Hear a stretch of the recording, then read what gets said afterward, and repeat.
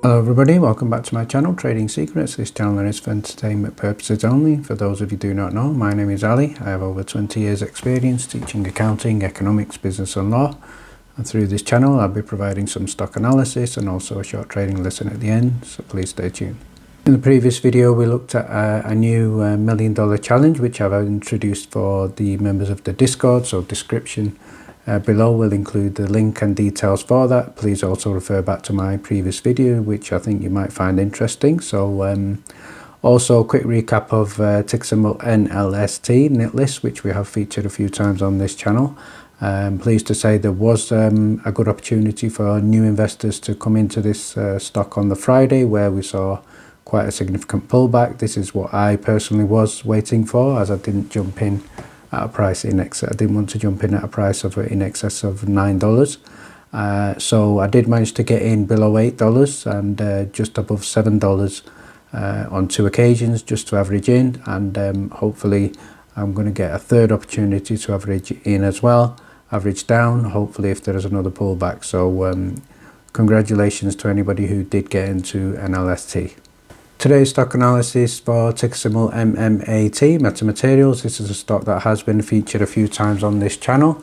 I think it was a fairly stable week overall. We did see a run up in the stock on the 21st of July. So if we have a look at the 5-day chart here, we can see there was a significant spike up just before the 21st of July, when we had the recategorization of the stock from NASDAQ, and it went close to $24.26. However, we can see after that the general trend has been down, and we can see previous support was around about $3.15, and on the right hand side we can see it seems to be a new support a little bit higher, around about $3.37. so the RSI at the moment, close of Friday, was indicating RSA of around about 56, so seems to be a lot more people buying in, and there is some positive news in terms of MMAT, which I would also like to share.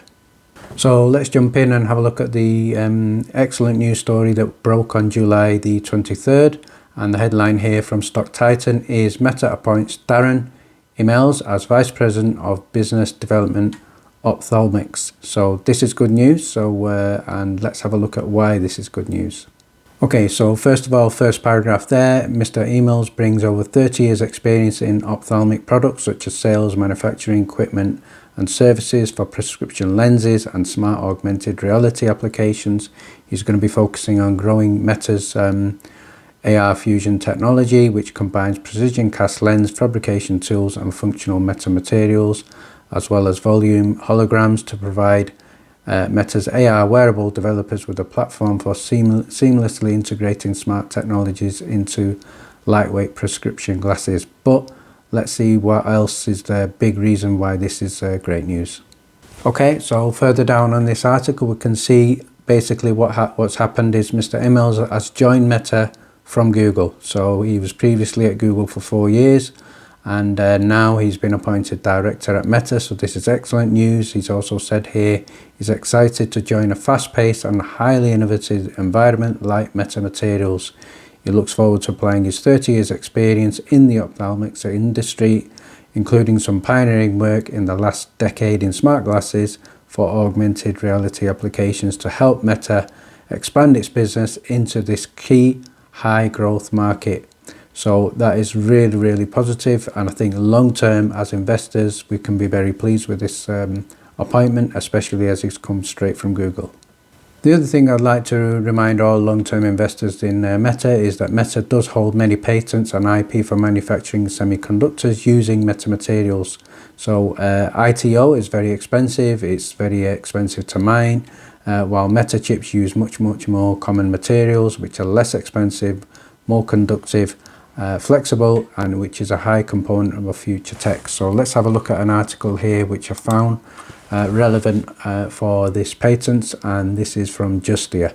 Okay, let's have a look at this article from Justia, and on this article, which was filed on July the 18th, 2018, a very important thing I'd like to highlight to you at the bottom, and you can see the assignee is from Google, and the name that I've circled there is Darren Immels. So Darren Immels was one of the inventors for this patent patent number 109556669. So basically this is a person we now have in the Meta team who was involved in this patent for system devices, methods of embedding element in an eyeglass lens, which are as described there. So this is also excellent news in terms of his background working with patents and protection, so a great potential for Meta.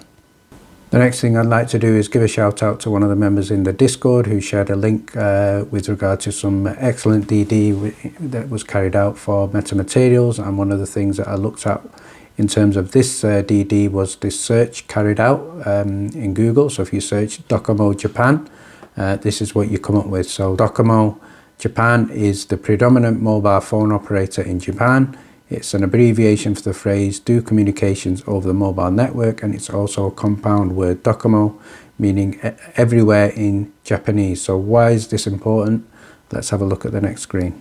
So after carrying out a Google image search, looking at Docomo Open House 2021, if you look at the image there, you'll see third layer down, metamaterial layer, technical supported by Meta. So then the text at the bottom, I'm just going to summarize that for you there, which is very, very interesting.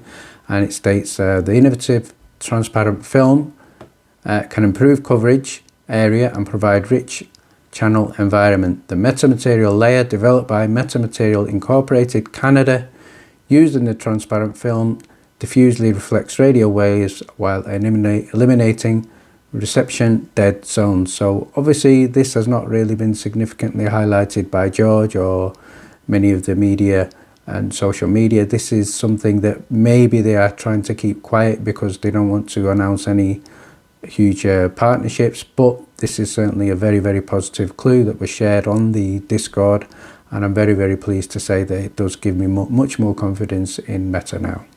Okay, so again, continuing with the bullish approach on Meta, what I'd like to highlight here on the screen for you is four competitive advantages that Meta will have. So first of all, the lithography capabilities enable fabrication of sensors and antennas completely invisible to the human eye. Their touch sensors and transparent 5G antennas can be integrated into smartphone displays on windows of vehicles or building and home appliances, so the potential is huge.